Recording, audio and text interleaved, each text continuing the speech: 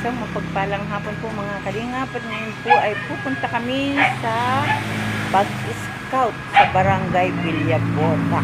Ayan, at kasama ko po si Pastor J. Morelo or Ambassador J. Morelo at si Billionis TV. At ngayon po ay aalis muna kami at hapon na naman. Sige po, samahan po ninyo kami. At shoutout po kay Kuya Bal Santos Matubang, Ate Edna Vlogs, at kay Kalinga Prab. At amin po, maghahanap kami ng aming scout na magbibigyan namin ng bigas, ng pabigas. At meron po na blessing na mula kay Ate Inday Bibi na ibinigay po dito sa Landing Pad Dumaka. Ate Inday, maraming salamat po sa inyo. Ayan, kami po ay pupunta ng Villa.